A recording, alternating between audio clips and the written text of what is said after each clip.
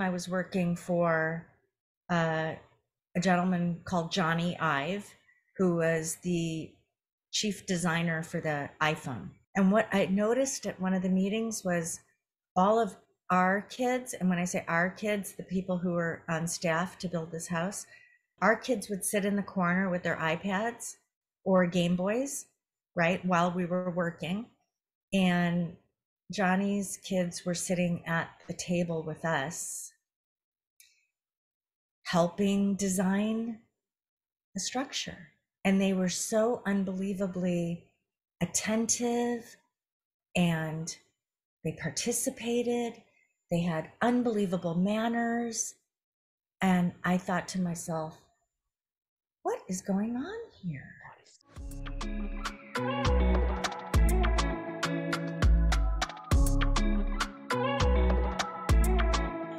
Well, Sarita, I'm so excited we get to chat. We've been chatting for so long, for so many years, so frequently, and now we get to record it, which is fun. How do you want to introduce yourself? How would you explain who you are and what you're here to do? Well, first of all, I love chatting with you. Every single time I get on the phone with you, I just remember how much I miss, interacting with great people who feel joyful, even in the midst of personal Amazing. chaos, external chaos. So, and God, when did we meet? I think it was 2019. Yeah. So here we are, 2023, and we're still talking about the same things that we were talking about in 2019. So, my story, as I told you way back when, I'm first generation. My parents were born in India, and my dad came over here in the 60s, early 60s, as the only kid in the village. He was chosen to come to America to get a higher degree because the grandparents owned a lot of land in India, farming land. And they knew that they had to send somebody to America to get those three little letters after their name Oh, in order to participate in a political storm that they saw happening, right? A political storm where farmers were losing their rights. It's just interesting because, so my dad came here 1960. They sent my mother over here in 1964. So the little village girl with no education, they could write on her bio that, she lived in the United States. They got pregnant with me. I was born in June of 1965. Their visas were running up and it was time for them to go, which they wanted to do. They were both super excited that they had the time here. My dad got his degrees and they went to go get my visa, and they needed to get immunization shots for me. And what happened was they had just changed the vaccine rules from 3 months old to 12 months. So they couldn't get me a visa.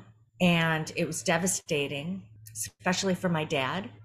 And so the part of my story is my dad thought it might be a really good idea to flush me down the toilet and pretend like I was never born, because that's sort of kind of what you do in India. If you have a problem, you can, getting rid of a kid is not such a big deal. wow. Why were they already not for vaccinations? Like, how come that? Where did that come from? So, it's funny because I'm doing some covert investigation on this, but my birth certificate marked my race as white instead of brown or black. So believe it or not, that vaccine change was for white babies only. So if they had Oh. marked my birth certificate brown, I would have been given the vaccine. Wow. Yeah. I love these little things that they just put in. No one knows, no one asks questions because you don't know to ask the question. But that's, yeah, yeah. And one might say, "Oh my God, Sarita, what are you saying? That they had something against your culture or your skin color?" And I said, "No." I said, if you think about it, a birth certificate is a form, and there's somebody sitting at the desk filling out the form, and they probably have a bunch of pre-printed forms like that say city, Santa Monica, California. The race, is already, there's a bunch of data fields that are already filled out. This is what I think, because I'm a data inputter. And so whoever's inputting the name is just putting in the birth name, the parent's name, the weight, all that, and everything is already pre-filled. That's the way I can justify how a mistake would be made like that, because the names of my parents are Manu Bai, Gordon Bai Patel, and my mother's Madhuben Manu Patel, right? That's not white back No. then. Yeah. Yeah. Yeah. It's pretty But obvious. it's pretty obvious. But if you're going fast and you're just a data inputter, not to degrade them, but it's probably just a minimum wage job. I could see how a mistake like that would be made, right? So your dad didn't tick white. It just automatically generated white. So back then, the birth certificate was generated by the hospital. Well, I think it still is. And then you review it to make sure it's correct, and then, you sign it. But, I am doing a little bit of investigation, just going back to the whole vaccine. So, when you ask me what my story is, obviously I'm alive. So my dad was not successful in flushing me down the toilet. Like, all the stars. And it's really because my mother was brilliant in finding the right person to talk to my dad to just make it seamless. I think the Indian culture is one that my dad followed whatever the authorities told him to do. He didn't even think for himself. He's definitely a product of follow the leader. He's a dutiful, good student. You're going through the system when he came to America and going to get his university degrees. Do you think that did that even more, like made him stop critically thinking or emotionally thinking? Do you think that had a part in it? I mean, I've asked my dad that question, and I do think it reinforced whatever, let's just call it programming. Yeah. Right. And I definitely know they chose my dad to come because they knew he would go back. Okay. Right. He wasn't going to be such a thinker that he'd say, well, hey, maybe I want to stay here. Right. They knew he would follow the rules and go back. Yeah. So, a further response to your question is, yeah, I do think that just going from that pretty rigid Indian system to the American system was just reinforced any kind of follow the leader thing. Now, my mother was not that way. So she did not have any education, I think second grade in India. So she was pulled out of the education system because I think they identified her as a critical thinker, independent thinker. And so pulling her out of school, which is also typical, it can happen, meant that she didn't have any opportunities to further her independent thinking. So it's interesting how those two got together, Yeah, I'm the same. My grandparents, I don't know about my nonna, but my nonna only went to year 3. Ooh. And I think even on the other side, they're not educated. They're not educated in the system, but yet it's amazing. All right, so you're still here, which is fantastic. Well, I'm still here, and it's interesting because the person who my mother, as she organized who's going to talk to him, was a female doctor named Shati Seth, who at the time was practicing at Mount Sinai. So, if she's there and she's an Indian woman, that means she's pretty darn sharp. And she knew that my dad was just being a young, impatient young lad. So she said, Manulal, it's only a few months. Just wait. What's the big deal? And he said, but I said I was going to go back. And she goes, you're going to go back. Just wait a few months. Then she can get the vaccine and then you go. So it was done. He was like, oh, okay. So yes, I'm still here. And they gave birth to another daughter 13 months later. And then, life happens. Right? So they never went back. They never went back for permanent reasons. And part of it was good because my dad had a job, so he could send money back. It all made sense. It just, they let it unfold. But my parents do say over and over and over again, as I was growing up, the only reason we are in America is because Sarita. So there was a big burden on my shoulders in a way. You didn't go back to the family because of you. The story is, wow, this universe is so unbelievably organized in its own way. Right? It takes you on an adventure when you just follow it. Like, you just can't plan this stuff. It's so amazing. You can't plan it. Cannot plan it. It's just fun. And even the way that we met, which is just so random. Well, So so great. first of all, one of the things that we're going to talk about is like social media and education, right? And the screen addiction. So it is sort of funny that we met on social media, which meant you busted. You were on social media. How long were Busted. you on? And so I hadn't been on, I think I had Facebook. And then I did this thing where I was like, that's it, I'm over it. I'm going to take a break. And then I never went back. And it was 8 years that I didn't have social media. So in that time, the Instagrams came up, the Snapchats, like, so I didn't have any social media for 8 years. And then I left my job and I was creating my own thing. And everyone's like, you need social media. And I'm like, but I don't like it. So I gave it a year, and that's the year that we met.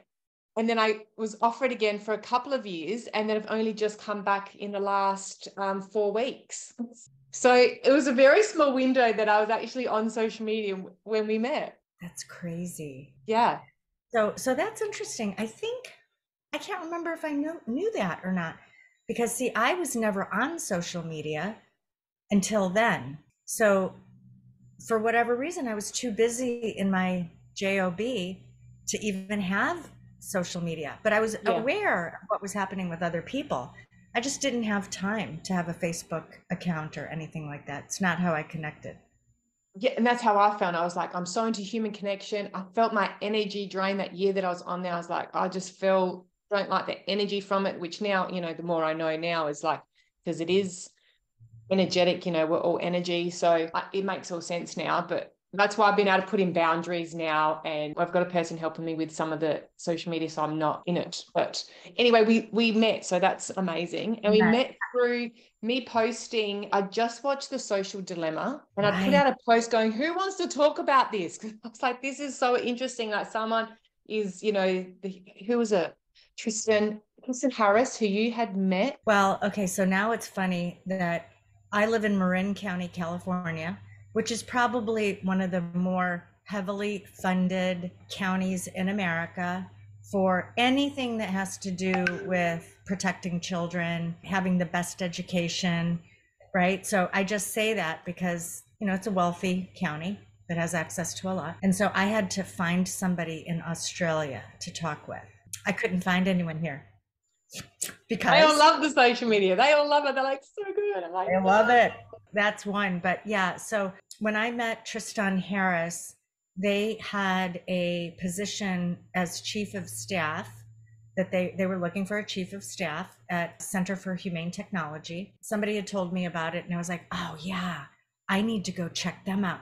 That's where I'll go. That they're totally aligned with me, right? And I think just much like everything I've fallen into. When I met them, the name is really great, the Center for Humane Technology, right? And they were talking about doing social dilemma, just like anything I walk into. I always say that what I do is I go out there and I meet people and I confirm some assumptions that I have, biases or ideas.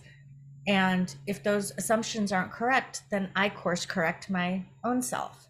So I was really holding my feet to the fire in terms of being aware of what was going on and not holding on to any sort of judgment, just being open. So even with the Center for Humane Technology, they were telling me about social dilemma. And when I heard about it and saw it for the first time, I guess I just felt that the film was really great. And this is what I told you the first time I met you, but there was no solution. Right? So it was more of a fear. It definitely a very successful, you need to worry about this, right? Be concerned, but there weren't any real solutions to it.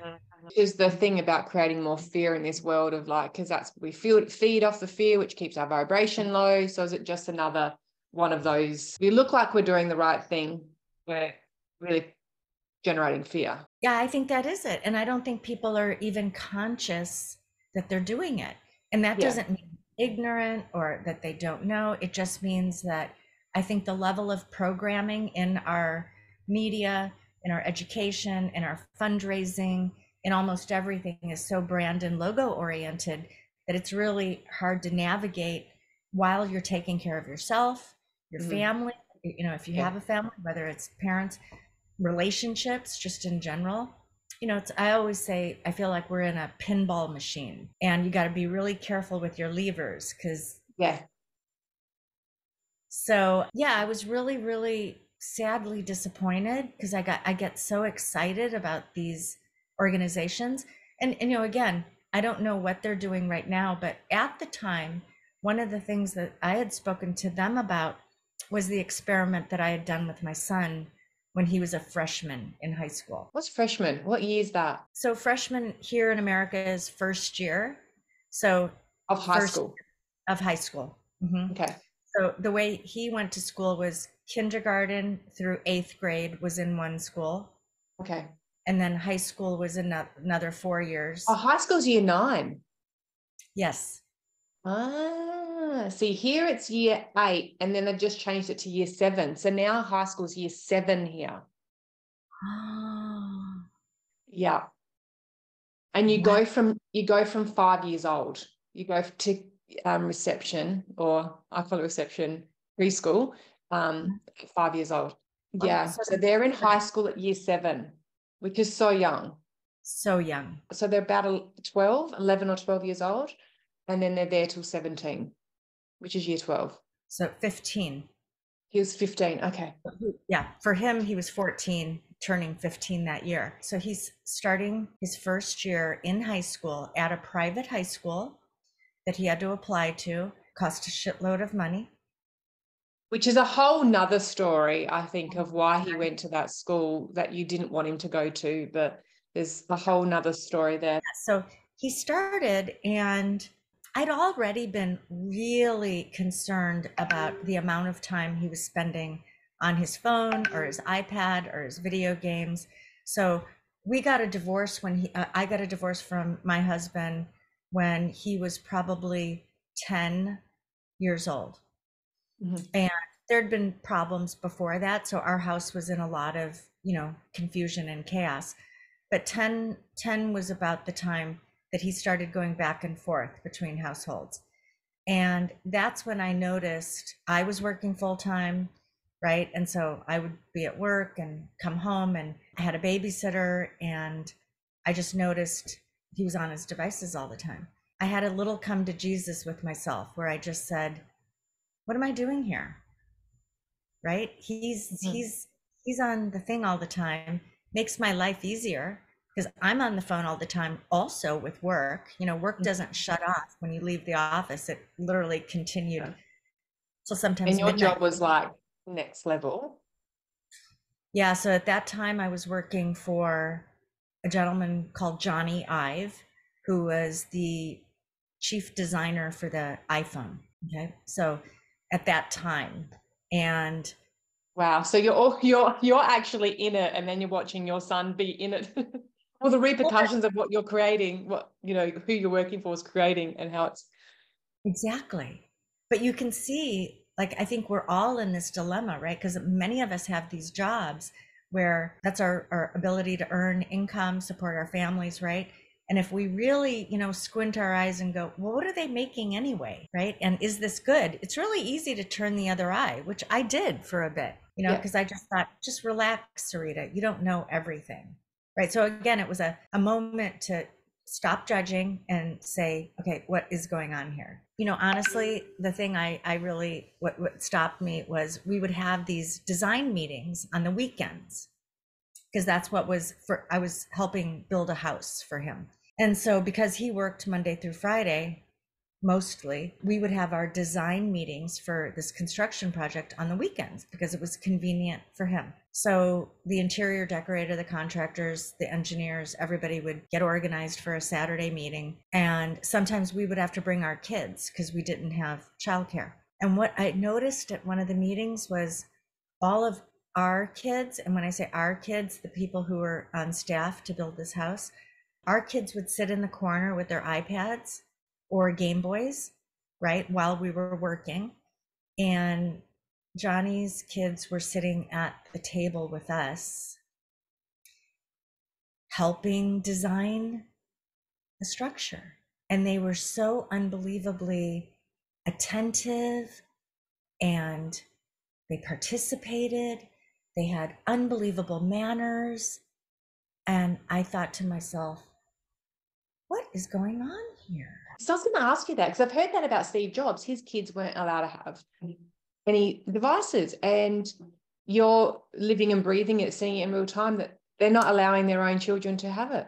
It's not even the word allow. It's just not even introduced. So it never even becomes a question of deprivation. They've never smoked the cigarette, so they don't know what that craving is like. So, and I think that's a really important distinction, right? That it allowed. We set rules on how much time is allowed, and there's a huge punitive component when we try to create some boundaries. And there was none of that. What are they doing? What are the kids doing watching all your kids on it? Are they asking questions about it? Or why do you think they're not saying? That's what I hear parents asking. They're like, yeah, but they see other kids on it and then they want it. What are his kids doing? Well, his kids at the time were going to a Waldorf school. And so the whole emphasis from kindergarten there, it's part of their mission statement that it is a tech-free environment, because they feel so strongly that those early years developmentally need to be focused on the arts and on skills and kindness, and how do you build things, how do you build a community. So it's they're totally educated on why they're doing what they're doing as well, the why behind it, versus just being told you can't have it. They understand the whole component of healthy human development. So again, it's not even a question about allowance. Right when you get in, you're already signing a treaty and a commitment that, yeah, this is one of the things that we know is not going to be available. So even like, say, for example, say my kid goes to the Waldorf and his best friend goes to the public school, right? We've seen that sort of separation with the kid who might not have technology in their world or their sphere, and they might be considered weirdos. And we've heard that. Yeah, 100%. So there's that, but that's why this commitment in these small groups is so, like, it's about the development. So the word keeping it away from them, they don't talk about that. So again, when you're in a mindset where you're just growing things, and you want to seek out that unique genius in every single individual, and when those unique traits are just flourishing with the other ones, then you have this garden that is just unbelievable, right? Well, there's a quote that says genius is as common as dirt. We're all geniuses. We have just not been put into situations or have experiences where we're able to find that gift, that genius, because we've been through a system that does not nurture that. And a system doesn't nurture it. It doesn't nurture it because that's not what its mission is. So if you look at like that particular Waldorf school, and I say, clearly they have the whole mission statement is clear. Again, those Waldorf schools started far before that technology was developed, right? So they had other issues, whatever they were, whether it be music or, just what skills. So again, when our public schools and our private schools started to take on a very, what I believe to be, and we've heard it now the proof is out there, another direction, which was not for development, but using words about, we're here, we're a close-knit environment, we want these kids to be educated. Yes, they do want them to be educated, which is like just brainwashed or programmed. Yeah, just completely indoctrinated to what they want. And what I love about that story as well, he's got his kids at the table with him experiencing real life, which is how we learn best, is through experience. You can't sitting in a room and going, okay, we're going to build a house, is nothing compared to sitting in a meeting, hearing what people are saying, looking at the drawings, maybe getting a say, where do you want your room to be? Like, that is the ultimate.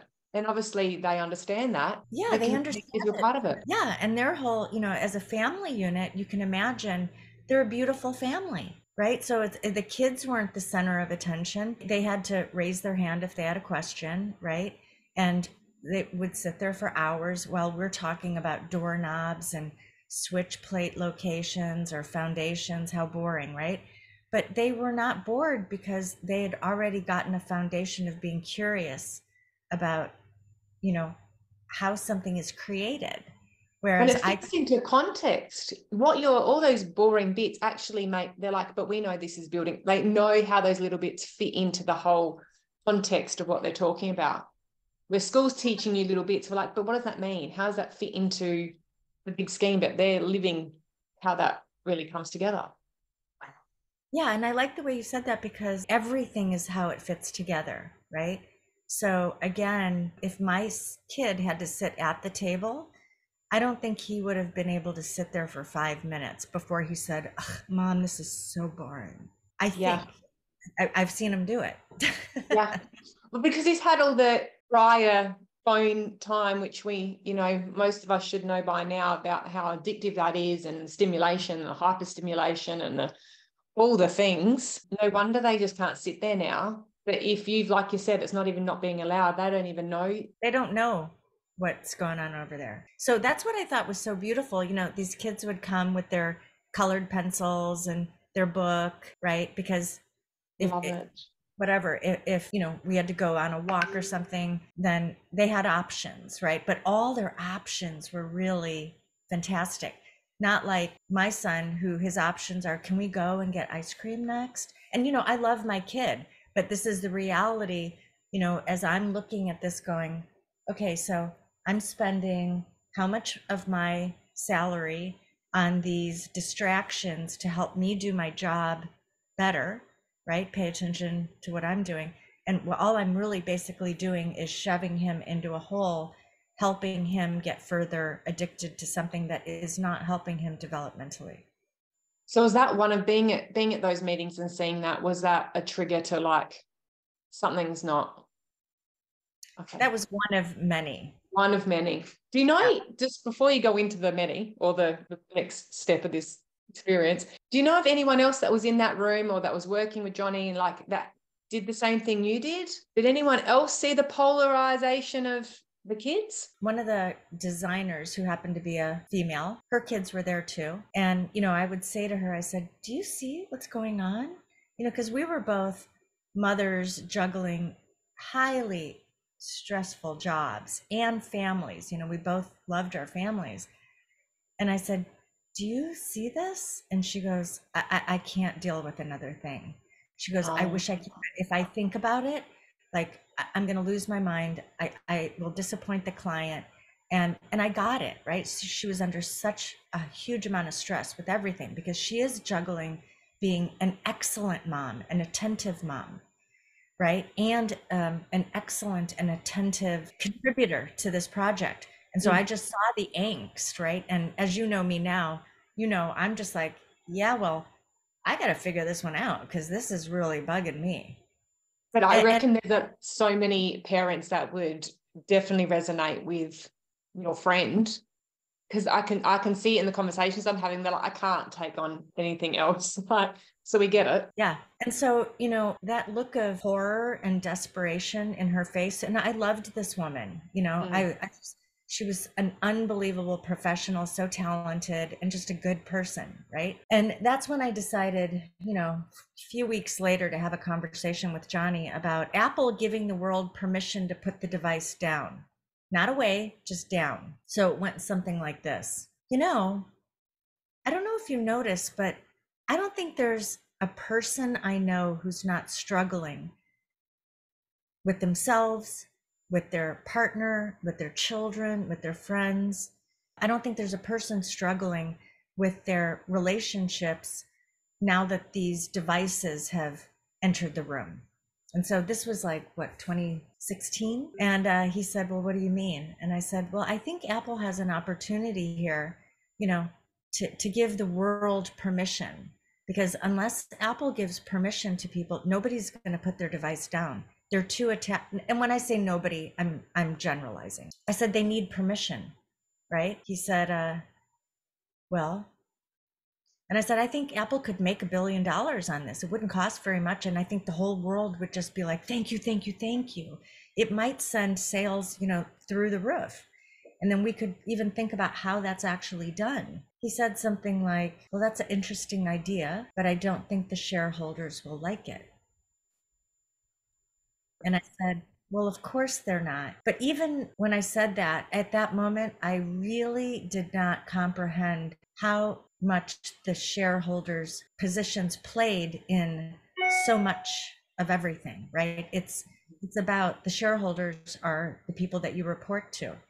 So even though this was a great idea, it wasn't going to be in alignment with what the aligned profits were going to be. But it is actually his disalignment or unalignment with what he's doing and what he believes is right, because he's not following the narrative that Apple are pushing of, you know, here's your phone, always be on it, because he's not giving it to his kids. To me, it sounds like he obviously knows that it's not good. Well, again, it depends on, you know, these words are really important, right? Just like that last one when I said allow, you know, the word allowance or Yeah.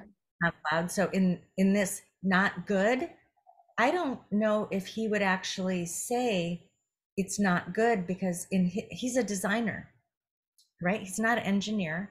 So I don't even know if they know all the ins and outs. I think it's as needed. His job was to design a very slick looking product. Whether it was addictive or not is, you can learn how to forget about that, right? Especially if it's not in your world. So But even if you're consciously making a decision not to give it to your kid, though. they're not consciously making a decision not to give it to their kid. Their life doesn't revolve around a product that is going on sale May 15th.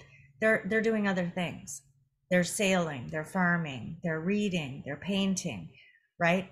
So the makeup of their family isn't even set up where those kids would say, oh, I want to get that, right? So they're not reading the same magazines. They're not getting the same advertising exposure at school, right? So if we, and this, again, I'm just talking off the cuff.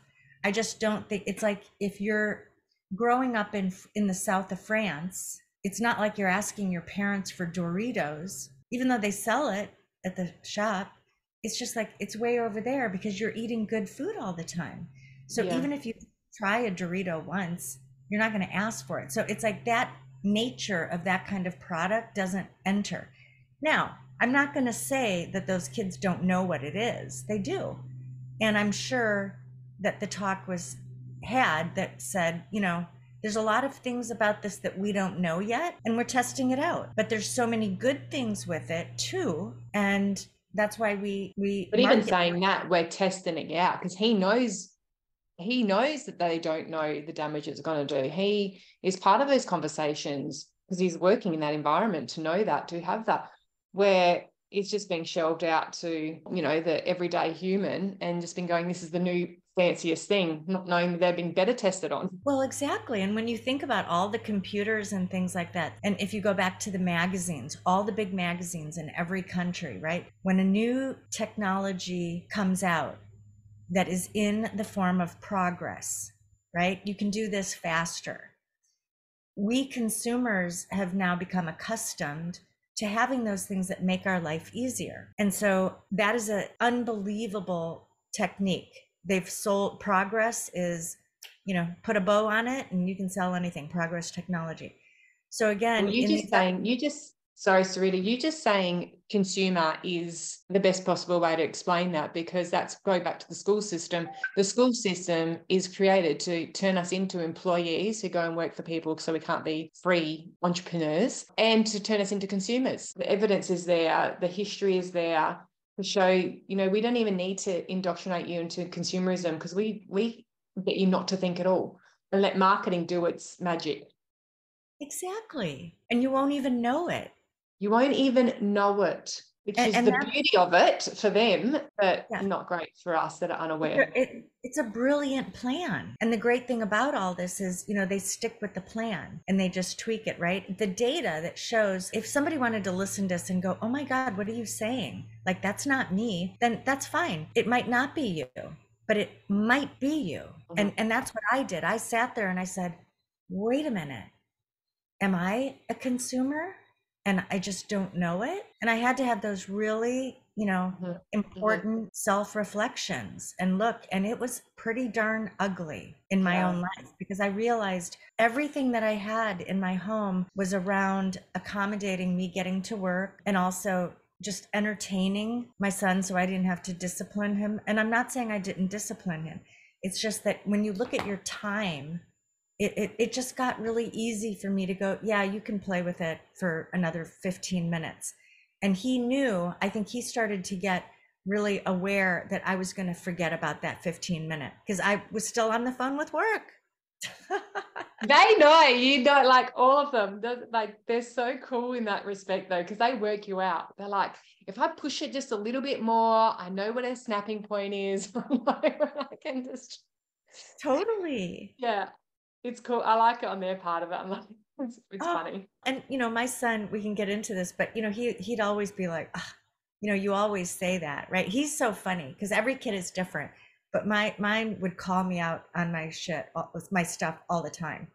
And he was just like that. That's where I just said, he's too smart for me to let this slip through the cracks. So then you made the decision to start to look at what was happening, and then what happened? We could break this up into segments, right? Let's just say one day he was outside with his buddies and I decided to look at his phone and I saw how much business was being done on Snapchat. So Snapchat back then, 2016, 2017, was like the new tool, and pictures would disappear, messages would disappear, but it was literally the way these kids were communicating. So when I saw some things like naked pictures and just the volume of time that he was on. I didn't even know what Snapchat was. I'd heard about it, but I was like, I don't know what it is. That it was just that moment, right? That divine moment where I said, I was given permission to just go, ooh. And I'd already been thinking about how am I going to do this? Like, I don't want it to be a punishment.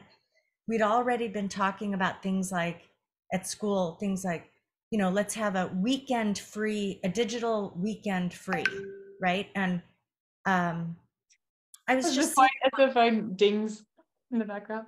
right. Yeah. But I was noticing that these little short-term stints away from the phone were not going to present and create long-term solutions. I thought, this is, if you look at this like addiction, right? And if it truly is an addiction, which it could be just because it's not a drug, an addiction doesn't have to be a drug. It could be shopping, it could be sex, it can be anything that has control over you is an addiction. So I thought, now I had been to rehab with another client's children. So I learned quite a bit about rehab programs. So I decided to use that backdrop as a foundation of how I was going to deal with this. And so any good rehab doesn't take 3 days or 3 weeks. It's like literally a lifetime commitment. So I decided I needed to make a plan for how I was going to do this with Nick. And so the initial plan was, what were the 3 things that were really important to me that he was missing out on? And they were, I felt like his grades were slipping already in freshman year. And it was a school that he was so excited to go to, right? He wanted to do really well. We came up with some goals for him before he started. And he was just like, I'm so grateful I'm here. Like, I just can't believe it. And I was like, okay. And so all the right stuff was happening. But as soon as he got into it, and, that's what school does, he started getting slacky about it. So the 3 things that were most important to me was I saw him losing a passion for things like just playing and going outside. I saw a lack of passion for anything except the device. Mm-hmm, mm-hmm. The level of commitment to the device versus going outside. I mean, I remember commitment is there. Well, I couldn't believe it. I said, look at where we live. It's going to take you 10 minutes to walk to one of the most beautiful trails in the world. Like, that's your backyard. And he's like, oh, I'll go later. I'll go later. And I just thought, oh, wow. Okay. And I'm not a super athlete or a nature junkie. I appreciate it, but we do pay a premium to live in nature. And he was literally not interested at all. So that's one, no passion. Now he would say, oh, I have passions, Mom. But from my perspective as a mother, I didn't see it. Second one was he was just getting snarkier and snarkier with me. Mm-hmm. And I'm not one of those parents that demands, respect just because I'm the mother. I think respect is reciprocal. And I thought, if he's getting this way with me, he's got to be talking to other people like this. So I wanted his gratitude, his idea of what you respect and what you don't respect I just thought that needed some work, some addressing. And then the third one was, like I said, his grades were slipping. So his grades were slipping. He had no outside passions, and his respect and gratitude were diminishing. And so this was just early in the first 2-3 months of freshman year. So I sat down with him and I said, look, I'm going to give you some consequences if you don't get your grades up, if you don't like sort of make your bed every day. I made it really easy. If you don't do these simple chores, then I'm going to have you take a break from your phone, and I'm going to take it away for 3 weeks. And he was like, rolls his eyes like, my mom has said this 100 times. So those were easy ones, right? He didn't make his bed, his grades started slipping, and he was just rude, wasn't helping with dishes. So I was like, okay, checked. And I made him sign a contract. You will lose the phone if you don't do these 3 things. And so I said, you didn't do these 3 things. And he said, yeah, I know. And I said, okay, so the phone's going away. And he said, okay. And I said, hand it over. He handed it over. And that's when the hard work really began, because I basically had to put my money where my mouth was. And what I was really dealing with, not in the first 2 days, but I was dealing with the behavior of a drug addict. Yeah. If you want to hear, I could tell you the end of the story, or you tell me, ask me some questions. I mean, I think that sounds like a very typical occurrence in a family. Well, I have this conversation, like you can really see it when people come over. I'm like, no phones on the, for eating, no phones on the table, and trying to get people in my life put their phone down when we're eating, when we're going for a walk. That addict behavior is definitely there, and they just get mad at me. Why? And I'm like, every time you pick up the phone and you're with a person, you're saying to that person then they're not important. Yeah. And I get it. It is addictive. It's made addictive on purpose. So what do you do? And I've taken the philosophy of addiction of, if you're an alcoholic, you take your alcohol out of the house. So for me to not have my phone, I just I go out, I leave it at home. I put it in a different room. It's, it charges in another room. It's not in my bedroom. So I get those addictive behaviors because you have to do it for yourself. Well, you do. And somebody might hear you. That's why I'm curious. It really put me in a rabbit hole about addiction, right? Because it even made me look at my own behaviors. Things like alcohol are very, very socially acceptable, right? So On purpose. On purpose. I mean, every fundraiser that I go to for good causes, the number one item are cases of wine or bottled wine or whatever. So these are experiences that are, again, reinforced, whether people know that they're a part of this or not. We can just literally look at it. I mean, they sell alcohol. The alcohol has moved from the dirty corner in the back of the liquor stores. I'm probably dating myself now, but it used to be that it was in the far way back, right? Yeah. Now you walk into Target or any of the big stores and it's right there in the front. Well, even just when we went through all of that lockdown stuff, you couldn't go anywhere. Everything was shut. People lost their businesses, but the big supermarkets were open and liquor stores. Yeah. It's like, and that's how people dealt with their lockdown, is to drink. But it was open, and it is and the phone and the devices have got the same connotations about being addictive. And that's why I'm mindful of like being on social media. Is like, when is it too much? Because I know it's addictive. I know why it's been set up. I know who set it up, and it works. And it works. So and I know it works. So I'm like, what can I put in place? Because I'm no different to anyone else. I'm just I'm just a human like everyone else. I'm just aware. I think that's all I've got going for me, is that I'm aware. And I'm like, okay, what boundaries can I put in place? Because I don't want to be addicted. Well, that's just it. If you say, I don't want to be, right, then that's like the first step of, okay, now you're making a choice. Then, to follow through with that and go, okay, I'm having an urge or whatever, then we're actually feeling what was originally suppressed by the product or the chemical, right? So this is almost like, this is painful. So the easier thing is just to... it totally is that, Sarita, because when you're talking about Nick and like the first few days and the weeks is that real addictive behavior, unless you're able to almost like not be in it and hover above it, I think that's where our power lies, is when you're in something that you're able to like leave that situation or that circumstance and hover above it and go, what am I doing? I'm just mindlessly you can say to yourself, I am mindlessly scrolling right now. How am I feeling? I'm not feeling good. Like if we're able to get to that point where we can observe our behavior versus just being in it, we're taking a step out of it. Absolutely. But the first step is like I suppose with what you're saying with Nick is like, he doesn't know that when you're taking the phone away for him for the first time. He's just like, he's feeling all the feelings. He's feeling all the feelings, and he's a adolescent, right? So he's not analyzing this like we are. And that's one of the things I think a lot of people make the mistake of is, because our kids have been groomed to think that they are very smart much earlier because they're going to school earlier, right? So if the focus is all on academics and achievement, because that is the agenda, right? So then by the time 14, 15 rolls around, even earlier, I mean, I was dealing with this when he was 10, he thinks he's smarter than me. And it's not because he's a brat. It's literally, this is the way he's been conditioned and reinforced by me. Yeah.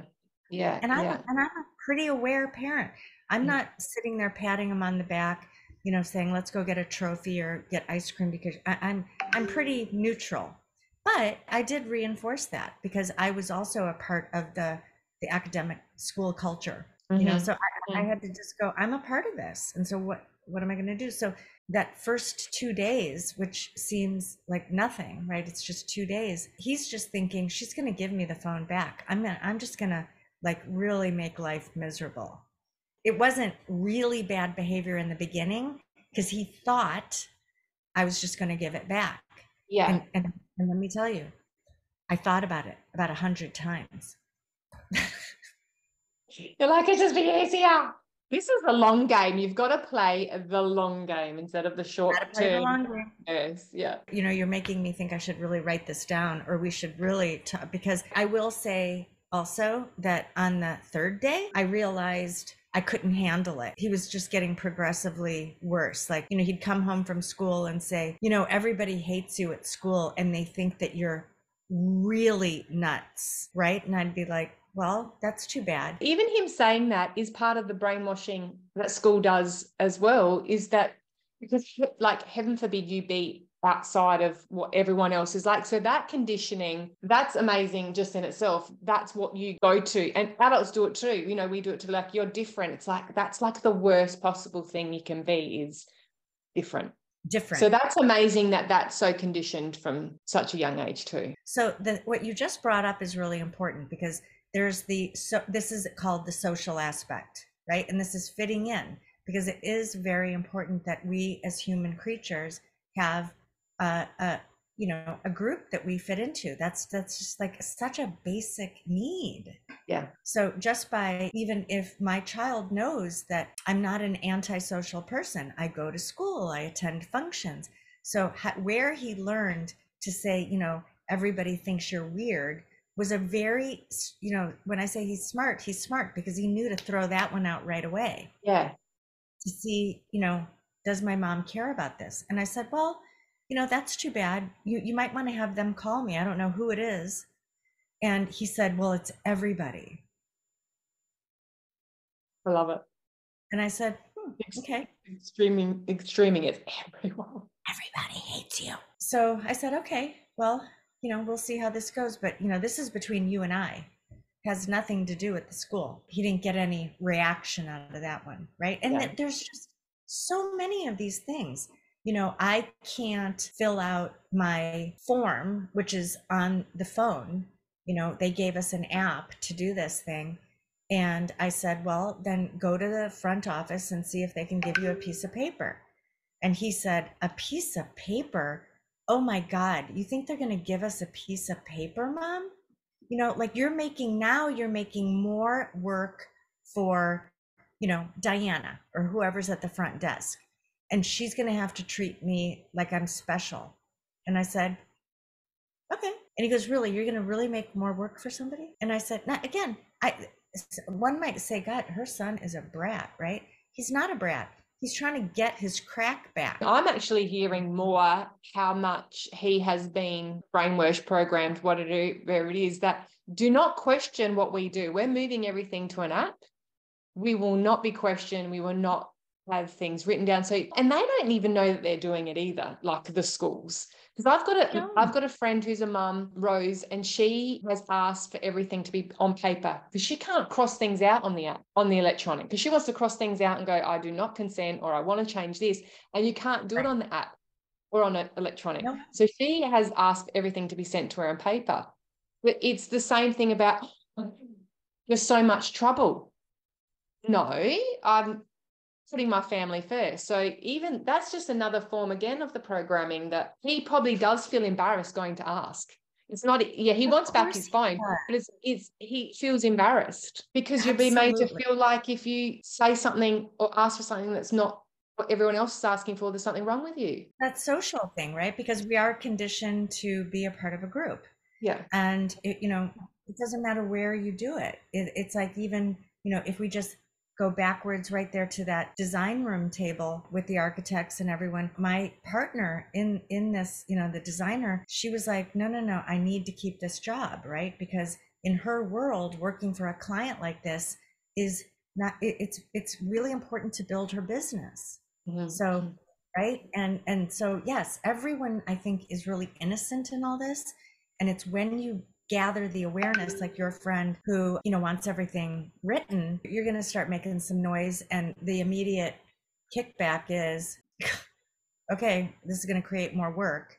Right. And that's another one. You've got to really do the inner work before you go and do the outer stuff, because you've got to have to be okay and courageous enough to withstand the eye rolls, like all of the things to be able to persevere through what you know to be best for your kid. Well, you just said it. You have to do the inner work. I didn't just come up with this idea overnight. I was in therapy for like years. And when I say years, when you go through a divorce, and that's one of the big social changes that you can make, because you're basically saying this family doesn't work. And, that was a big change for me, being Indian.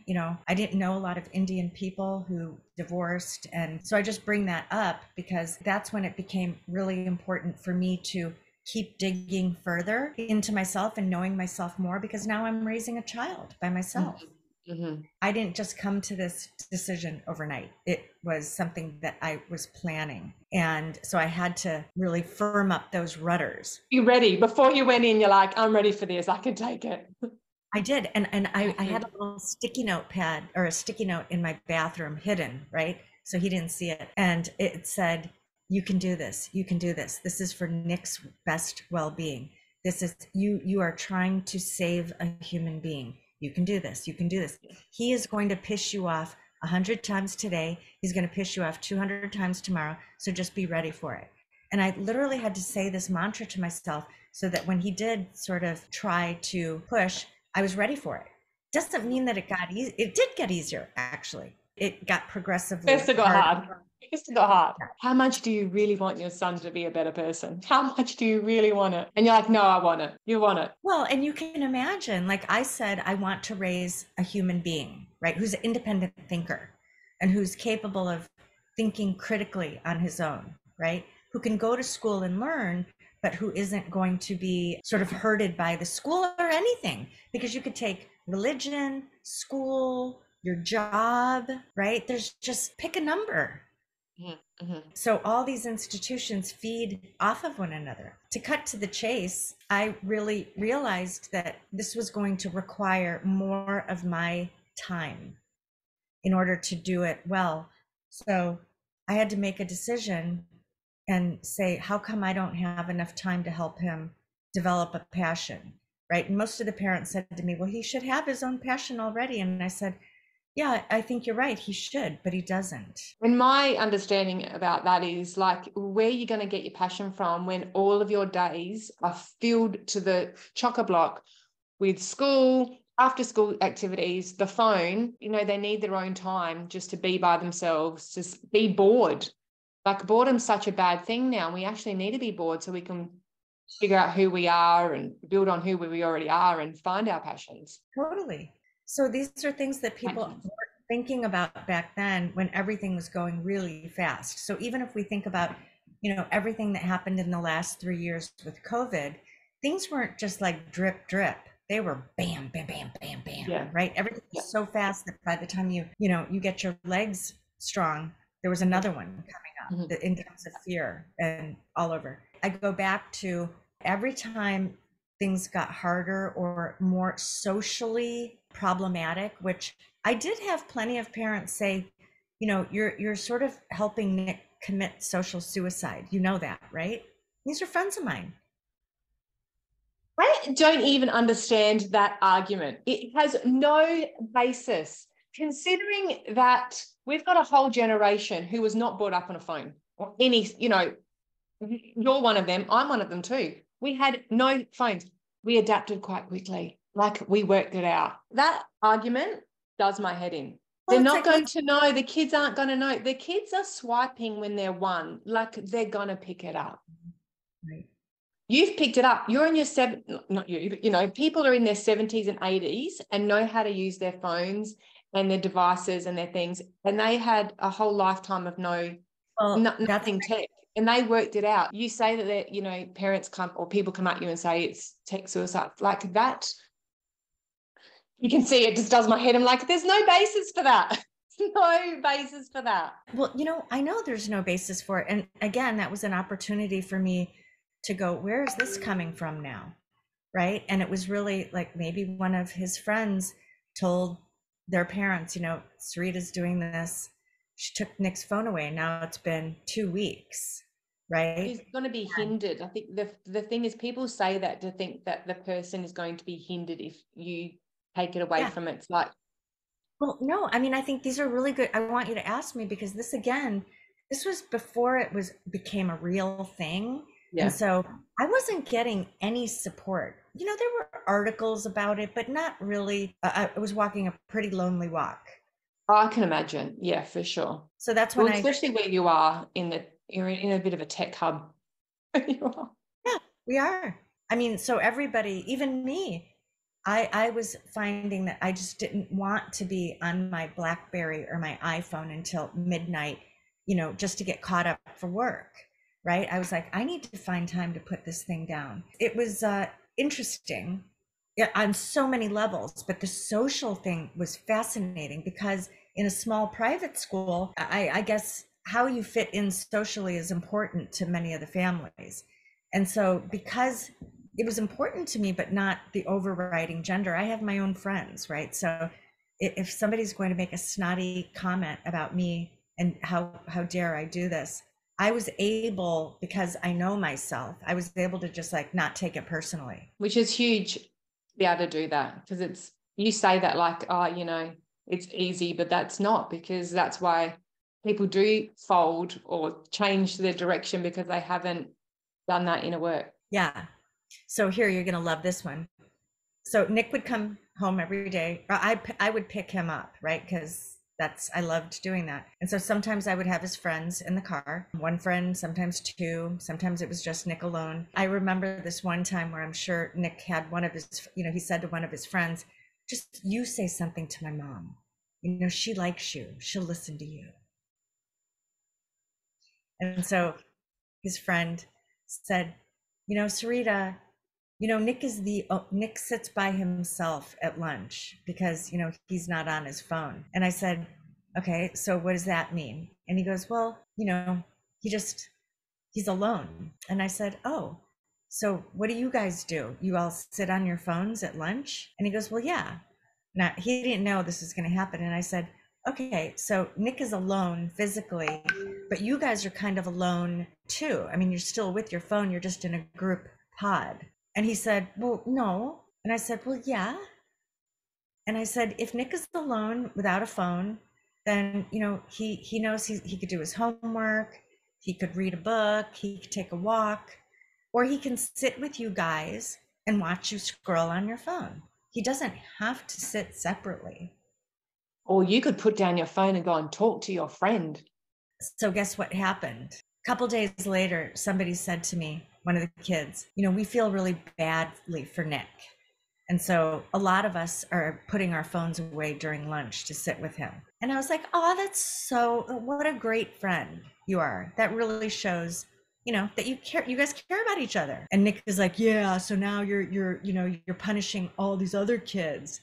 And I just started, I made some crack up joke to not give any energy to that.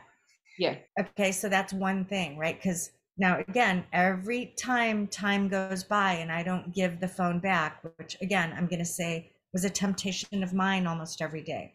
Yeah. That kid ransacked the whole house looking for it. Everyone who knows me knows I'm a terrible hider, right? So I had to get creative with where I was hiding it because he literally tore the whole house apart looking for it almost every day. At some point, I did have to take the phone off the premises because I was like, it's just not safe here. He might get so, I mean, when I say tear the house apart, I could have called the police and had a legitimate complaint. Wow. It looked like you'd been robbed. It's ransacked. I said to myself, now I have to be more careful about everything of mine because if he's opening up every drawer, right? It's not that I had anything to hide, but that opens you up to, okay, I can't leave cash in my drawer anymore, right?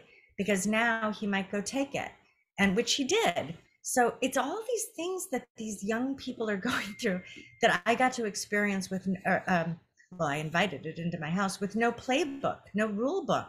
It was sort of like, I love this person so much. I've just got to weather the storm. And I'm the adult in the room. So even when you say that, like you're invited into the room, because there's an argument there that people would say, well, it's up to the tech companies because they're doing the harm and they've done it. Of course, they have, definitely, right? I think that's pretty obvious now that, the way it's created, the algorithms they use, the tech, the hyper stimulation of the sounds and it is there to addict you. So people just blame. I'm not good on blaming. Like, where do you feel like the parent comes in? Well, that's a great question. And it's really important because just as we see with today, we can keep blaming everything on our selected politicians, right? But what that does is it basically, I think it absolves people from doing the work, which is structural changes in the world that they want to see.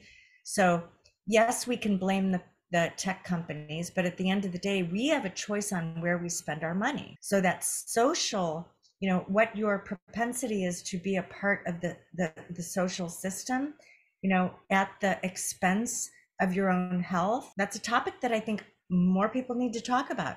I had to sit there and go, yeah, they developed this just like R.J. Reynolds developed cigarettes, just like the pharmaceutical companies developed painkillers for legitimate use after surgeries or whatever. Antibiotics.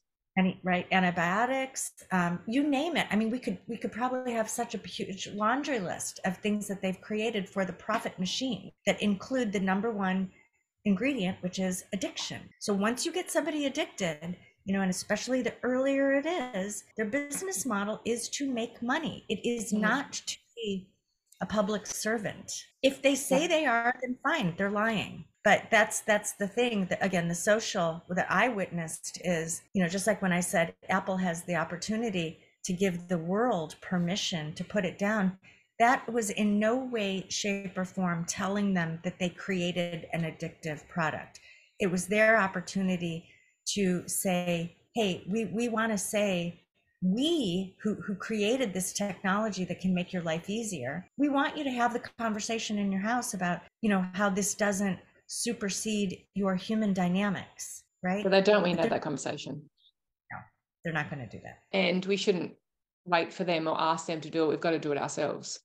We have to do it ourselves. I did get very involved with the school. I talked to the headmaster, to mixed teachers, to his counselor. I said, look, this is what I'm doing. I need your support. And everyone said yes, but they weren't really engaged in this one person's and my experiment. Yeah. Right? They got a bunch of other kids that they're busy indoctrinating. Yeah. And they've got their own addictions. The parents that you're asking, or not parents, but the employees that you're asking are probably addicted themselves, and they're not going to get it. They're not going to get it. And this is where, I really started to look at, like in this situation, the headmaster of a private school, what the parents love is when a very strong leader, and I say strong, when I say the word strong leader, that's somebody who tells everybody what's going to happen. That is not a person who stands up and says, I want to hear what everybody thinks. And then we're going to come to some sort of decision that works for the greater whole. That actually takes time. And that's shown as a weakness in leadership. A strong leader is somebody who says, this is what we believe, this is what we're doing. They have their bite points. So that's when I really noticed how effective the headmasters of a lot of the schools here were. And I'm sure it's reflective of many places. And again, not all, but we can definitely see that this is not, I'm not speaking about a minority. This is so obvious. That's part of the indoctrination of school as well, to just be told what to do. Yeah. Look to authority, look to someone outside yourself to know what's best for you, which is just a crazy concept. Why would someone else know what's best for you? Like, you can only know that.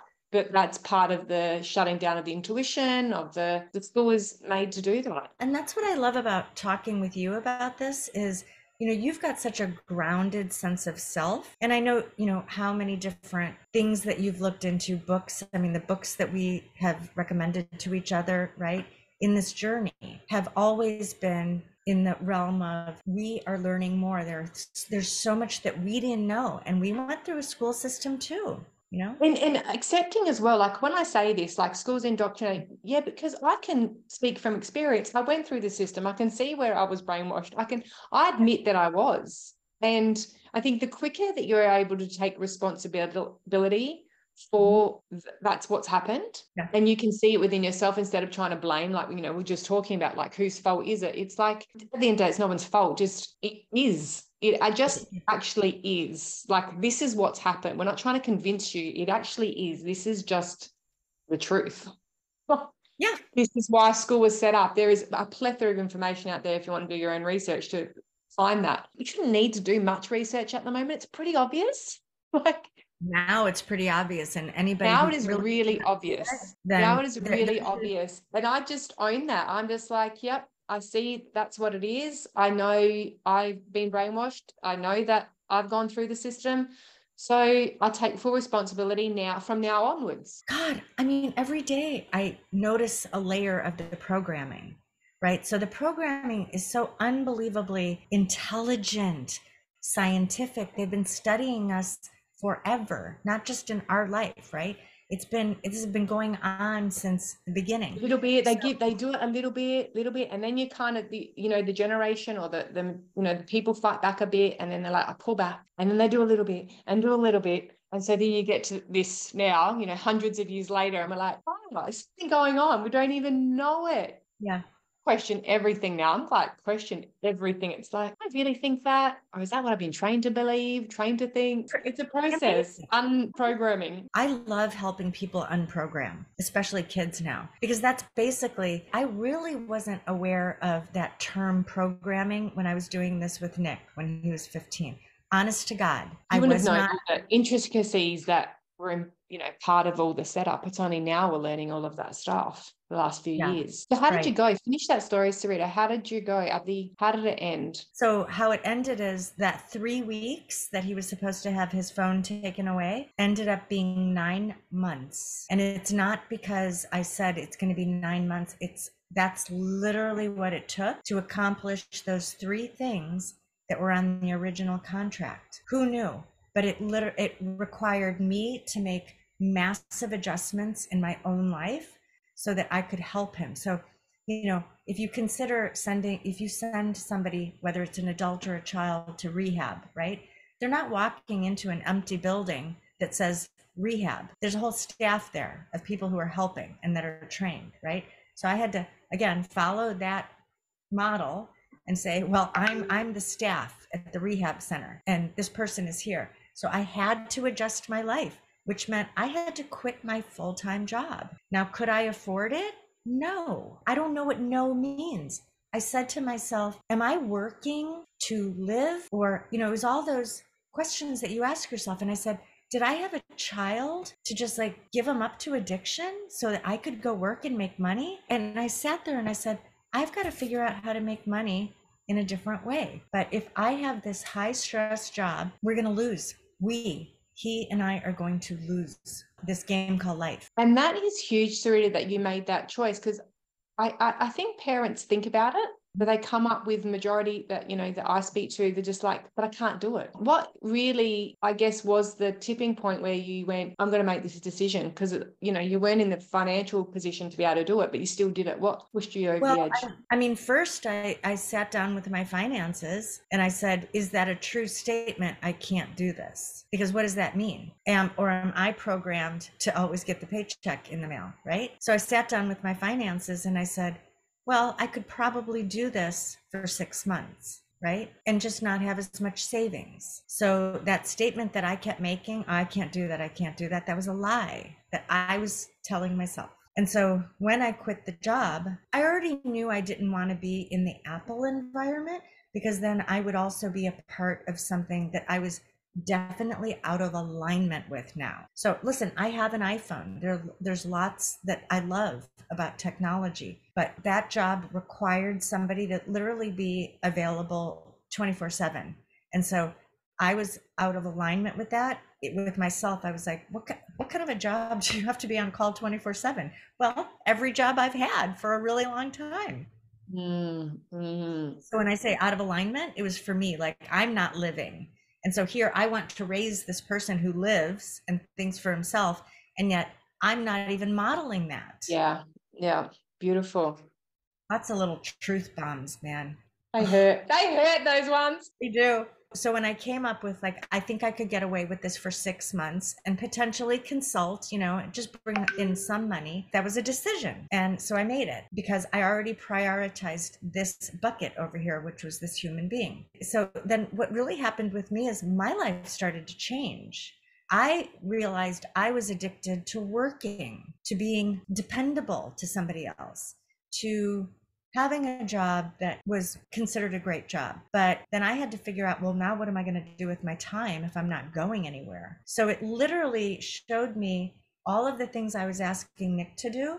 I literally had to find out what my passion was outside of work. And so that kind of spurred me on to, I'm going to have to engage him in this, and we're going to have to find things that we like to do together, or else we're going to hate each other and we're going to be in this back and forth cat mouse thing. And since we already had a good relationship, what I looked at it like, I get a chance to know that we had something good and repair what has happened in between this time that I was gone and he was gone. And that repair I have to be patient with. First things I did was say, look, I know you love watching shows, movies, or TV shows, and that's something that you do alone, and I don't really watch shows because I'm working all the time. So why don't we each pick a show and we'll watch it together every night after dinner. So we'll cook dinner together, and then we'll either watch the show during dinner, like preferably after, but I had to make some allowances. But Benita, the thing that did was it allowed him to pick shows that he liked, and I had to watch them. That was the deal, right? No matter if I said, I don't want to watch that, that's so violent. He's like, Mom, you promised.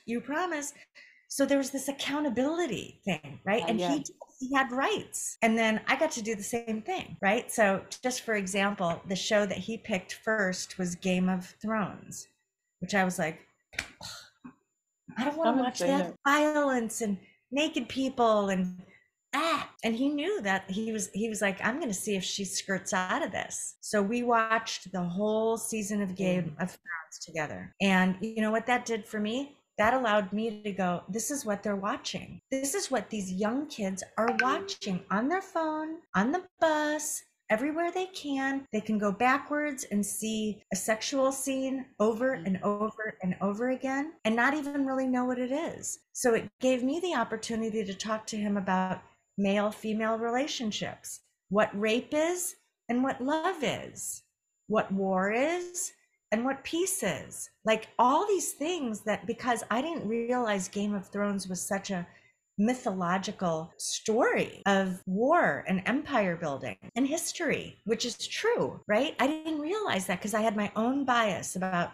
what a violent show it was. And so because we were doing things together, I would hit pause and go, I'm making note to self. I hope you never do that to a girl, because you will be with a girl. But that's the other thing that I want to talk to you about, porn. Because if you think that love is what you see on porn, so I can't even tell you, I could go on and on and on, but it was like, we got to know each other again. I was literally the person he depended on again. You know, we think we have to take care of our babies, which we do, right? But if we don't nurture and help develop these babies at that adolescent age, then we've basically got a chronic bigger baby. Oh, that's what we've got a world of at the moment. How did he feel about you having those conversations with him? In the beginning, just like anything, he's like, oh my God, How do you have to, embarrassing, Mom. God, do you have to just like, can't you just like be quiet about anything? And then I'm like, come on, just, well, the thing about Game of Thrones, because he'd seen it so many times, is there would be times where I would say to him also to neutralize it, right? Well, wait a minute, who's the king of this empire? And who's trying to kill who? And that's when he would feel really empowered, because then he would hit pause and go, okay, this person is from this, right? And do you see this and this and this? I'm like, oh yeah. And I had my notebook, and he was like, yeah, take notes, because this is really complicated, little mama, for you. Yeah, you got to get it, Mom. So it really leveled the playing field in so many ways, which I think parents don't always give themselves permission to do, because we're in the role of, you know, do it my way, or over coddling them. But this became a way for me to say, well, you don't really know anything about certain things, and I don't know many things about many things. So we get to actually share with each other. And I love that story as well, Sarita, because I have a real problem. I'm totally guilty of this. I get hung up on things. I'm like, I don't like tech. Like, I don't like TV because I don't really watch TV. You know, I don't like the social media thing. And so, but that hinders me, because then I don't see the quality from it. And your story shows that, yeah, you're watching TV, which I'm like, is so numbing. But if you're doing it together, there's a conversation there. There's so many conversations that it leads to later. Like, that's amazing. So that that's definitely my growth, is sometimes I can be real, no, it's bad, and not seeing that there is this opportunity in everything. And the key is that you're doing it together. And that is the human connection. Even though you're both watching TV, it creates conversation. And yeah, so it's good for me to hear. Let's just put it this way. I chalked it up as one of those other things where I would categorize myself as a non-judgmental person, until again, I thought, whoa, I didn't realize I had so many judgments about things. Yeah, I do that too. I'm like, oh, not got to shut it down, because I'm like, no tech, no nothing. And then I hear these beautiful stories, you know, looking at parents that are really engaged with their kids, the unschooling movement, but they're really engaged, and they're like, well, if they're playing video games, I'm like, no video games. But they play it until they're sick of it, and they learn things from it. Like, there's a story about, he was playing video games for so long, and then he's like, oh, I want to learn the piano. So he got a keyboard and he learned it like that, like really complicated pieces. And she asked him, how do you know how to do that? And he goes, well, it's the same as when you're on a controller. Like, your controllers, you know. And so now I've just put that same way a brain thinks about, you know, moving around all those places when you're playing the video game onto piano. I'm like, okay, yeah, there's opportunity in everything. It just, I guess it depends on the environment and the people and the connection. That's what I'm taking out of it. Well, I agree. And if you think about, every generation supposedly has this rift between the older and the younger, right? So whether it's rock and roll music, right, in the 60s was, oh, that music's bad. Yeah, these kids of the 60s were like, it was making it, they loved it, right? It represented so much. So this is just another version of that we have, you know, no idea what it is. But Nick did the same thing with me. You know, once we got into a groove of, it was almost like we didn't have to talk about the addiction anymore, because that was really starting to wane off, because he knew I wasn't going to give the phone back. Okay. So once he knew that, he had a more respect for me. And that is a component that I think a lot of parents and caretakers don't understand, that we cannot command and demand respect from anybody. We earn it, even from a child, right? Once he knew that phone was gone, what was he going to do? He couldn't go get a new one unless he stole one, right? And he's not a thief. But going back to at some point, he said, after the 9 months, the video game thing came up, and he said, Mom, can you just play this one video game? And I said, I hate video games. And he's like, Mom, come on, you've never played one, so how can you hate one? And I was like, I don't know how to use those controllers, and I really want you to stay off the video game as much as you are. And he's like, come on, Mom. And then again, I remembered, right? And I said, okay, let's do this. Again, boy, was I wrong. I get to course correct myself. I had no idea how much they're learning. Oh, okay. Yeah. I mean, if you're playing the right ones, Yeah. it's a learning opportunity. The dexterity on these controllers. Mm-hmm. I mean, Nick can play instruments and do things with his fingers because I don't move mine like that. The biggest thing with him on the video game, sorry if I'm all over the map, was I had no idea he was earning points to be a good guy. And at one point, like on one, I'll get the name of it. On one of the games, he said, I could be a lot wealthier if I were the villain. And he goes, but did you notice who I am? And I said, oh, I didn't really notice. And he goes, yeah, I'm one of the good guys. And so I just thought to myself, this is how we do it, right? Mm-hmm. We literally have to engage ourselves and get off our own programming. And like you always say, we have to do our own inner work. If you were to ask Nick what he took away from those 9 months, what would he say? Well, he would say, I had no idea how much having an outside passion was going to spark my joy, right? But so his outside passion became tennis, right? So I had to go play with him. And then, he was already on the tennis team, but he was just kind of just skimming by everything, just putting in he just wasn't one of those kids that was just going to over effort anything. Yeah. I'm just doing the things so I can buy time to get on my phone. Yeah. But he really, really enjoyed tennis a lot, and he's really good at it. And so just like the Game of Thrones thing where I was learning from him and he felt really good about himself. It was the same thing with tennis. I didn't realize how potentially pressure cooker like tennis was at his school. And he's not a big kid. He's, so there are some kids who are bigger than him and they work out and they can just smash the ball and, put a hole through his chest. So he was good, but he was never going to be that strong varsity tennis player. So again, when he was playing with me, and I'm good, but I'm not competitive. Yeah. So he just had so much fun winning. It was just fun. And he got to craft his skill and he felt good, right? Because he did have a win. And I wasn't one of those people that says, well, I suck, so therefore no wonder you won.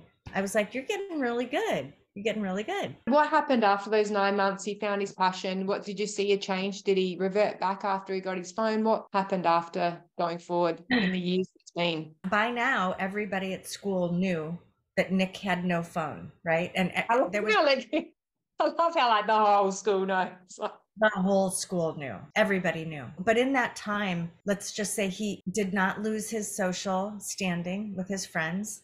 In fact, I think his true nature was coming out, right? And so there was a side of him that he got to show his friends that was different than just on the phone.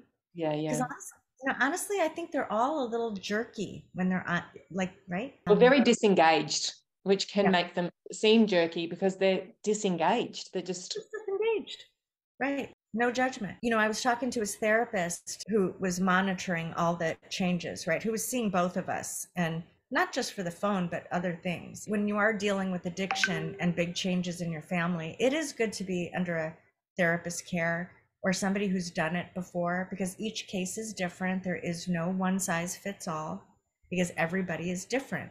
There are certain things that you can try, which is what I try to help people with. But, I really am weary of how many programs there are to deactivate the addiction. I kind of see it as the spiritual Costco right now. So he was just more respectful, and his grades went up, and he had outside passion. So I was sitting there, one day I pulled the contract out, which I had forgotten about. And I don't think I was even keeping track of how long it had been, because that wasn't the focus anymore. Mm-hmm. And if he needed to use a phone, I let him use my phone once in a while, but even I changed. So the bottom line is I said, all right, I have to give this thing back to you. You've earned it. And he was like, are you kidding? And I said, no. And I said, look, this has been an incredible journey. And I almost started crying. I was like, I had no idea that we were actually going to like each other more. This could have gone sideways in so many ways. And I was like, I just think you're the neatest person, and his sweetness, he was like, oh, little mama, don't start crying. He goes, I'm going to be an addict right away. And I said, well, I know, but at least you're going to be an addict in recovery, which means, you're going to be at an age where I'm not going to be controlling all these things. So you already know what this means to your life when you are under something else. And this isn't going to be the only thing you're addicted to. And that was before Juul, that little nicotine thing, became big. Remember Juul? Look up Juul. Maybe they didn't do this in Australia. Juul was like a vaporizing cigarette. We've got vape. Yeah, it's vape. Is it vape? But Juul was created to target the youth. Wow. All the things. So he put his phone back. I would say that he was not the same. Yeah. Because he already had a level of awareness and he wanted to be in check. Now, he's had ups and downs, right? So I kind of consider that something like falling off the wagon and then getting back on. And so, I said, this is for you and your life. At some point, again, I'm going to repeat it again. I know there's going to be a point, and it could even be next year, that I can't make you do something. I mean, you could get so frustrated that you don't want to live with me anymore. And I will say, I was very aware of sort of this growing turbulence between parents and their children. Mm-hmm. And that wasn't always so easy. So schools were stepping in and almost like mediating to a degree that I thought was really unhealthy and very controlling. So that was another impetus for me to say, I'm the mom here until like 18. I only have this limited amount of time. And you bringing that up is so spot on, because that's what I'm seeing as part of, the research and stuff like the school is, and it's been done that again on purpose, but that it comes in and it's taking control. I don't like the word control, but the sole authority is the school versus the parents. It's like, how did they do that? But again, it's the little bit, to the point where then you've just confirmed that. For you to feel that way, that school is coming in to step in against family matters, it's just like weird. And you can imagine if I said it like this is why, sometimes when I stop you and say allowed or authority, it's because these are trigger words with me. Because I would say, good. Who's doing this? Right. And I just saw the amount of evil eyes that were made at me. Like, Sarita, how dare you say that this school would do something that awful? And I said, I'm not saying the school is awful. I'm not saying, his teacher is awful. I'm saying I'm feeling a loss of my family ownership. I feel like I'm giving something away.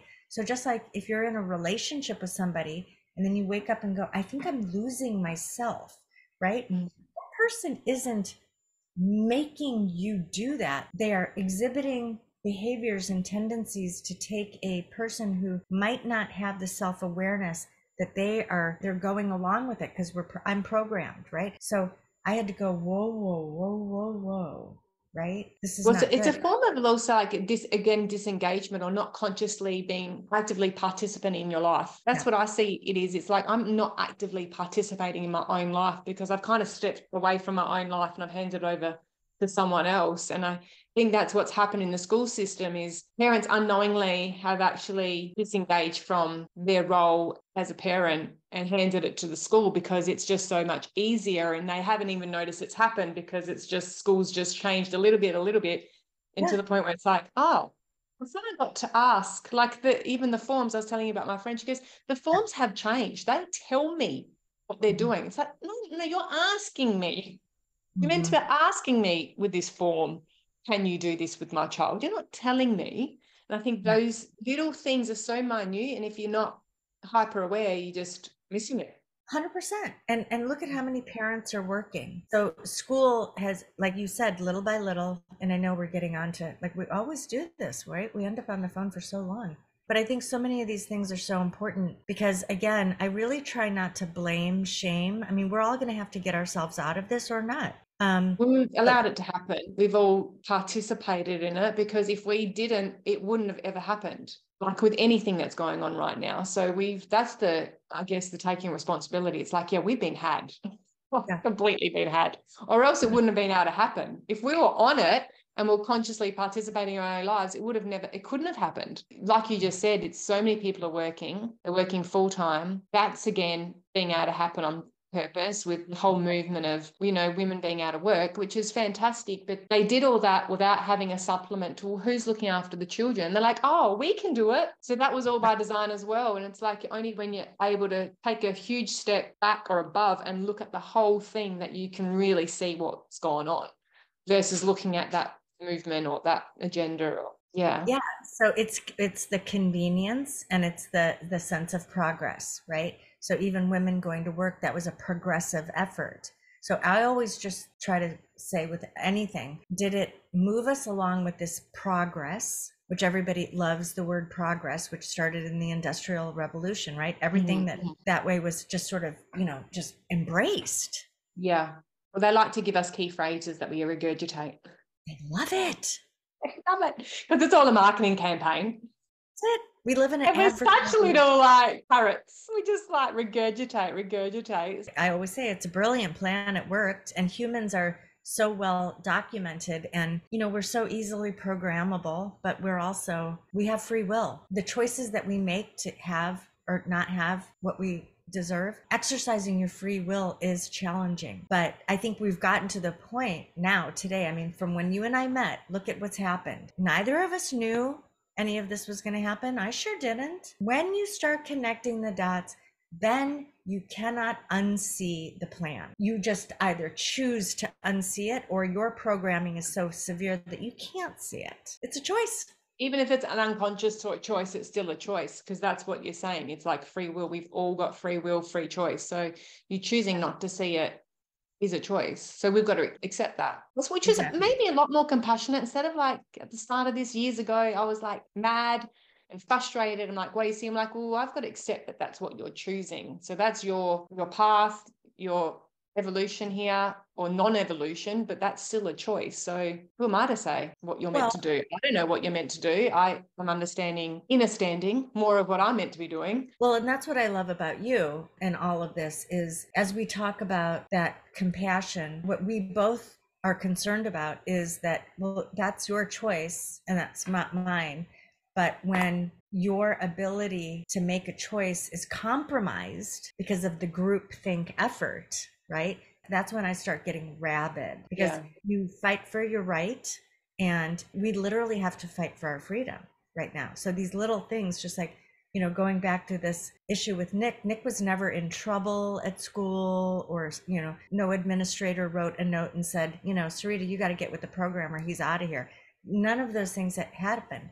But if they had happened, like what if they did? If somebody said, applied the pressure, what would I do? Would I buckle? Right?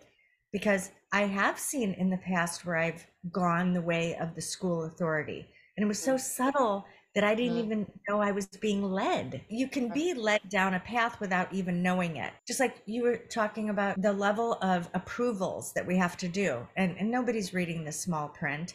So we've become accustomed in so many ways to just sign on the dotted line for our convenience or to keep moving along. We know that, right? So our children, the fertility rate has plummeted everywhere. Yeah. So there's lots of things that are in coordination. And so there might be less kids right now in the next generations, unlike the baby boom, which I'm from. It's just how it's going to be. You just said fight for our freedom. And we've got to courageously step up or be more of who we already are and shine more light. What I love about your story, a lot of things, that you didn't fight in the sense of fighting. You weren't writing letters to school. You weren't attacking Apple. You weren't doing all those things. You were just doing it with Nick, and you shining that light within your own house rippled, because it changed his friends. It changed him. It changed, the school's talking about it. So it's a perfect example that us just being more of who we are and shining our light does have a ripple effect, and it changes things on a huge scale. So that's beautiful. Well, in everything that we're talking about, right? Our energy and our vibration and our frequency Yeah. That's the energy of everything. So we will constantly have things that we don't agree with and forces. Why I chose not to fight is it's a part of my personality. All my jobs have required me to be unbelievably diplomatic. So that doesn't mean weak. That means, it's I've had to hone those skills in. When I realized I could just apply those same skills to my own family, and sometimes I have to do that. When I say, oh, I can't do this, I'm like, okay, you do this really well in the business world, do this with your family, and you'll probably get somewhere. And I did. So you just brought it up. Nick did not lose his friends. We were not ostracized. But I will tell you, there's not a family in that school who did not know that we did this without banners. I wasn't sending out newsletters. Them just having the conversation. Nick doesn't have a phone. Sarita's, his mum won't like that ripples. Like that's a good conversation. Even if they do nothing about it, even if they're saying bad stuff, it still planted a seed that someone's done that they can see through it. They're trying to, do something better. Like that's changed the whole school and everyone in it without you having to fight in that old school, I guess, that dark, low vibrational energy. Yeah. You were just shining light. Well, and remember, this is that kid, that individual got a chance to have a developing, time in his life, nurtured, like Johnny's kids from the beginning. If we look at it that way, why wouldn't we want our children to have the best opportunity to be developed? That's what those 9 months in the womb are, right? They track it all. They say, okay, this is when the ears are developing, this is when the legs, and that's why that's so important. So why do we forget about the importance of development when they come out? Like, oh, they're out, they made it, done. Right. If you don't stay true to yourself, I think, that's the first pathway to plenty of opportunities to not stay true to self. And we can do it. It's the most important thing that any of us can be doing right now. Yeah, that's what we can do, I guess. And that's we started off with talking about the social dilemma and the humane technology. And it's like, well, they didn't have a solution. And it's like, well, what's our solution? Our solution is go in, shine your light. That's all you need to do, because that's making a huge amount of positive impact, raising that vibration by us just being more of who we already are. Agree. Benita, before we go, I did talk to, like I said, I had a therapist. I even had to educate the therapist on what my true self was, or else I would have gotten steamrolled by the psychiatric, world, because they have specific things too. And again, none of this is bad. Every institution has their role in this. There are a lot of people that are complicit. There are a lot of people operating and not knowing what the consequences of what they're doing is doing. That's the majority. They don't know. They don't know. As I went out and started to really sort of look at the experts in these fields, like the Center for Humane Technology and other speakers who were speaking, I got little tidbits from everyone and then put together my own, so that I wasn't following a leader. Because at the end of the day, especially with your own child, or if you're, I took care of other people's kids for many, many years before I had my own child. The way I helped grow those children was no different than what I did with mine, because every child, is our responsibility in a way. And if we see them harmed, then we're going to say something. So it was up to me to just really search and not look for a guru and a leader, and say, in this situation, this is my, I'm responsible for this individual. And so, I don't agree with that. I don't know how to do that, but I agree with that. And to form, that's the great way you can make your own little roadmap, rather than jumping to the phone every time something doesn't work out, saying, well, I tried that and that didn't work. Your children are not an experiment like that work or don't work. It's like they're growing. They're beautiful light beings, aren't they? They completely work. We've just got to nurture them. And there is no religion to join. There is no outside authority. There is just, go within, go with your heart, go with what brings you joy. It's actually so simple. And we've been so convoluted into thinking it's so much more. And there's all these steps. And I've gone down all those paths, for the last 2 decades of like, how about this? How about this? If it's like, oh, the answer is so simple and is within us. We don't even believe it or not to be true, because we've been taken off path. But I'm not blaming anyone. I've got to go, I have been. but I choose not to anymore. Right. That's it. And that's it.